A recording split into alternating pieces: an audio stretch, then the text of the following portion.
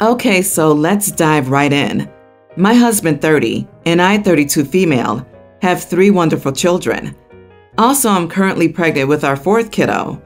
I've always had a somewhat tense relationship with my in-laws. They showed me in our early stages of dating that they really didn't care about me as a person, and even now, I feel like all they're looking for when talking to me is gossip about their friends. I try getting along with them as well as possible, especially since I want my kids to have a good relationship with them. Last weekend, my kids spent a couple of hours at my in-laws' house while my husband and I went baby shopping. We called to let them know we'd be there in about 20 minutes on our way back. They told us they went to the mall because the boys wanted to look at toys and they'd leave now. I heard my daughter crying in the background, which I didn't think much of it since she was only 17 months old. I still asked, and my mother-in-law said she wanted ice cream, but they said no. All right, fair enough. When we got to their house, we waited just a bit since they were on their way. A couple of minutes passed and they arrived, happy to see us. The kids, that is, LOL.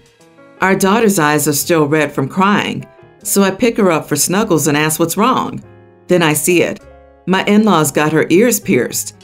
They knew we didn't want it to be done yet, since they told us multiple times to take the chance while she's young and won't remember the pain. And every single time we said, no, we want it to be her choice when she's old enough. I got furious and yelled at my in-laws. They didn't apologize or anything like that. My husband tried to defuse the situation, and eventually he convinced me it was better to drive home and cool off. So the day after that, I called and said I was sorry about yelling at them, but what they did was unacceptable. They still didn't see anything wrong with it and called me hormonal and irrational. That took the cake for me. I was furious and told them I didn't want them near my children again if neither my husband nor I were present. Then I hung up.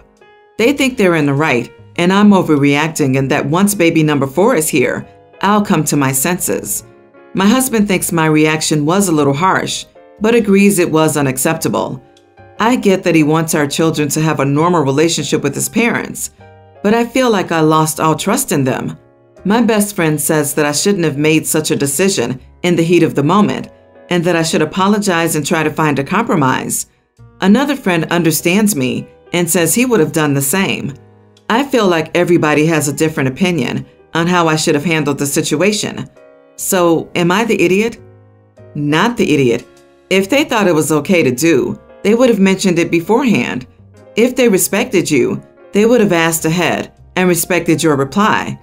Sorry, your in-laws are stupid. Neither mine nor my parents would do this because it's clearly disrespectful, inappropriate, and a gross thing to do.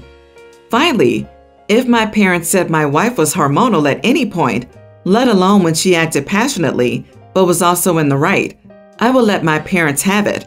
That's some stupid crap to say. Not the idiot. You told them more than once, no, we're not doing that. And they did it anyway, at a crappy mall store, because they decided they know better, have the authority, don't care about your input on your own damn child, and you're just wrong. And then they blamed your response on pregnancy hormones. Your best friend is an enabler. Apologize? For what? You did nothing wrong. They did. There is no compromise because they already went against your wishes. There's nothing to be done. You can take the stubs out and allow her ears to heal, but they already did the damage. I wouldn't be surprised if your daughter is now afraid of them. Holy smokes, you're taking this well. My wife would have gouged their eyes out. This is a massive betrayal of trust. I wouldn't allow them to be alone with your children again. How disgusting. Personally, I go no contact. Get a doctor to check out the piercings immediately and remove the earrings, and make sure there's a paper trail of them having done it without your permission, in case they escalate things. Update: am I the idiot for not letting my in-laws near my children? Since so many people were asking, we took the piercings out as soon as we got home. Thank you all. I didn't expect that many comments, and I sure feel reassured in my decision. It's pretty late now and honestly I'm too sleepy to respond, but I still wanted to give a teeny update since way more has happened since I posted than I had expected.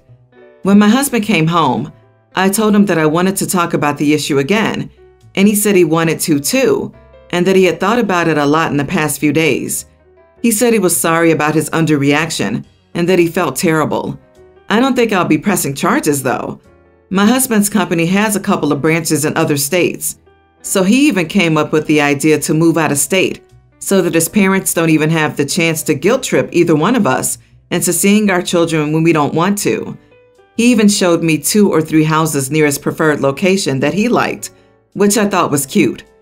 Nonetheless, I don't know how I feel about the moving idea yet. On the other hand, I like the idea of being far away from my in-laws. On the other hand, it feels like flight instead of establishing my or our boundaries, even if I won't let them near my children either way. Also, I don't think moving while very pregnant or with a newborn, depending on when that had happened, isn't easy, although I know a couple of people who have done that. But then again, this is just a budding idea forming in my husband's head today, so we'll see. My husband nor I have talked to his parents since I banned them from unsupervised visits. So all in all, there's a lot we talked about and a lot to think about in the next couple of weeks. So we'll see where the road takes us. I'm obviously still furious with my in-laws, but other than that, I feel good about how this is going.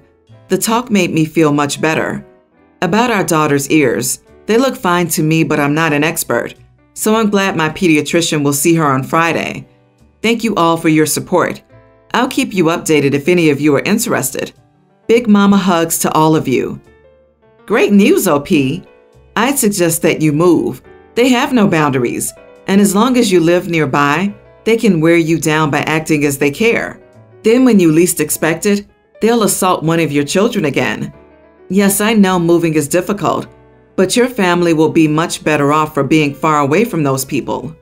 Yes, the in-laws are gigantic idiots for so many reasons, but you don't need to move away. Just keep them away, at least at arm's length. No more babysitting or unsupervised visits or outings. They don't get to give your kids any food or drink. They don't get to come and go freely. And if they have a key, the lock is changed. Of course, they will gripe and cry and rage about being deprived of time with their beloved grandkids, but no one is to blame but them for violating your trust. Update number 2. Am I the idiot for not letting my in-laws near my children? Hi everyone. I thought I'd give you all an update on what happened since I posted 3 months ago. My husband and I have decided to move to a different state. Thank you to the person calling it a tactical retreat. It helped me to see it in a different light. We have already found a house in a lovely neighborhood that ticks off all our boxes. Well, almost. But we're in love with that house and can't wait to move in. My husband will stay at the company he works for, which has another location in our new state, just a town over, around a 45-minute commute. As for his parents, I haven't spoken to them since my last update, and I honestly don't miss it. My husband did all the talking with them, which involved telling them about our move, why it's happening, and about them being welcome at our new house. I'm so grateful to have him. It's not his fault he got parents like that. I'd go into more details, but I'm just too tired. My due date is in a couple of days. We are getting as much ready as possible. It's exhausting. My back hurts, and I'm beyond ready for this baby to come out. Oh, and if you're wondering, my best friend and I are still friends, though I'm trying to kind of distance myself from her. Ever since then, I have noticed other toxic behavior, and I think it'll be best for me to keep that distance for a while. Thank you for helping me to see that. I am fighting with my ex right now over this. My young teenage son lives with me and sees his dad on weekends and summers. Over a global issue for about a year plus, he lived with his dad during school days, and I guess he was doing well, A's, honor roll, etc. My ex claims he had to work hard to teach him good study habits and do his work, because when he was at my house, he didn't. We had a custody battle over the kids, and the courts felt that because they've been in my school district their whole life, they ought to stay with me. So here we are. Well, the last 4 months, my son has been getting into trouble, and per the teachers, not doing his work, disrupting class, and has gotten suspended once over something dumb. He made a flamethrower out of a lighter and body spray at school with his friends. He was just a dumb teen boy and trying to impress his friends. So now he may be suspended again over something else his friend did. I didn't think his first trimester grades were bad.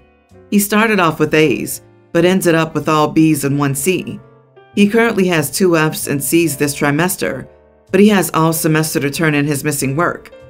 My ex has been hounding me, saying I wanted him with me, but I'm failing him as a mother. He says I need to stay on top of him more because there's only so much he can do only seeing his son 6 days a month. He thinks he started off okay, but it's clearly declining and not doing his work. He told me our son's parent-teacher conference was horrible, where all 6 of his teachers were telling us that our son is disruptive, his friends seem to be influencing him negatively, and he doesn't turn in work. My ex says that our son needs more parental attention than most kids, especially with schoolwork. He's mad that I pulled him out of therapy, despite the therapist saying our son is fine.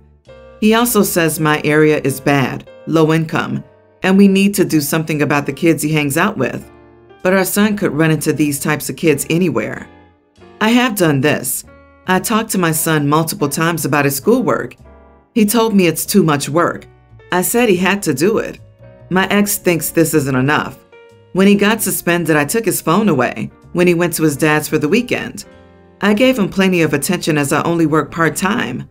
One of the kids he's friends with got expelled, so I don't think the school friends are an issue. What else is a single mom supposed to do? He's a teen. My friends tell me this isn't abnormal behavior. However, my ex and his sisters keep telling me I'm not doing enough, and I was an idiot for insisting the kids stay with me, despite our son doing really well at his dad's. You are the idiot. Obviously, what you're doing isn't working, since he's failing, getting suspended, and being disruptive to the point that multiple teachers are involved. How do you think this is normal? How do you genuinely not see that you're failing as a parent? Is this a joke? Your child's friend got expelled, and you don't think there's a problem with who he hangs out with? It seems like your ex should have custody. You are the idiot currently. While the teenage years are tough, and his rebellious acts aren't the material of epic failure, the fact is, a formula was found where the kid stayed out of trouble and was doing school successfully. If dad is willing and able to take him back, send him post-haste. It sounds like his chosen friends may be part of the issue as well, but a fresh start and dad's stricter household rules may be what he needs. I was on the fence for a bit, but when your sister agrees you're the problem, you need to look in the mirror. Not the idiot. You should give him extra candy and video games when he builds flamethrowers in school, because it shows creativity and initiative. I think it's bizarre that his dad isn't happy about F's. F comes after A in the alphabet, so obviously an F is better. Dad needs to chill out and get with the times. I'm a 26 male, and I married my wife 26 this summer. Before my wife and I met, she dated a guy who was much older than her. She was 19 and he was 47. He's 54 now. They dated for a very short time, less than 6 months, and their relationship was very toxic. My wife has said so, but my in-laws adore this man for some reason and still keep in contact with him. My wife and I have been together for 6 years now, and while I maintain a decent relationship with my in-laws, they're not the kindest people around. My wife also admits that. I knew they kept in contact with my wife's ex, but I didn't know to what extent, and I didn't care to find out. After we got married, I noticed some birthday cards to my in-laws every time I visited their house on their birthdays or anniversaries. On September 2nd, it was mother-in-law's birthday, and my wife's ex had sent her a birthday card which said, "To the loveliest mother-in-law I could ever ask for, the son-in-law of your heart." My wife saw it too, and we were taken aback but brushed it off. September 15th was my father-in-law's birthday, and another card was sent from him and said, "To my dearest almost father-in-law who I will always adore." Last week at the beginning of December, it was my in-laws' wedding anniversary. I noticed they had stuck the other cards of ex on their fridge displaying them, and there was a new card there about their anniversary, "Dearest in-laws" and the usual. After a while, my wife and I decided to say goodbye and leave because we felt uncomfortable. My wife confronted her parents about it, to which they responded that I'm insecure and that they're allowed to be friends with my wife's ex. My wife is mad at them, and I told her I would not visit them again because they've made it clear I'm not liked or welcome. and I feel disrespected by that display of those cards, as if I'm some random insignificant guy in their lives. My wife understands my perspective, but tells me I'd look like the idiot if I refuse to visit them, and that we need to do better than this. Am I the idiot? Not the idiot. Maybe it's just me, but the whole referring to them as his in-laws thing strikes me as a red flag. And for your wife's safety, I wouldn't be giving them any information about her schedule, and not when she's home alone, especially since their relationship ended over 6 years ago and only lasted less than 6 months. Not the idiot. A 47-year-old man preyed on their 19-year-old daughter for 6 months, and they prefer him? I wonder if your wife was subjected to a narcissistic upbringing and unconsciously sought that same dynamic in an older man at that age. It'd explain why these people all get on, birds of a feather and all that. You do not have to visit them if you don't want to, but your wife should have a serious conversation with them about her ex. It's almost love bombing, but aimed at her parents instead of her now. It's about control. They need to cut that cord and make it up to their daughter. This is really weird. Besides, even if it is one thing just to be friends with the ex, they cross the friend line all the time by saying things like, "to my father-in-law in spirit." My grandparents stayed friends with the parents of my dad's ex-girlfriend from high school, but even then, it's just the parents and not the exes themselves. Is there not something else going on? Your in-laws are messed up to support a relationship like that. Thank God she was smart enough to get away. So I, 22 female, recently started working at a large tech company, and things have been all right. I'm part of a male-dominated team. I'm the only woman, and I'm mixed. Everyone has been nice. However, I've had some issues with my boss, 30 male. So we're all working from home, and my workplace is pretty casual. When my colleagues talk to my boss, written or via video calls, the tone is casual. They don't have to call him sir or anything. I do the same. However, he told me via email that he's not happy with this. He said that it's unprofessional for me to use a casual tone and not call him sir. Fast forward to this week. I was in a meeting with him and 3 other guys. Boss told me to put my camera on, which was already annoying since he didn't ask the other guys, and I did. Then at the end of the call, he told me to stay behind to have a serious discussion.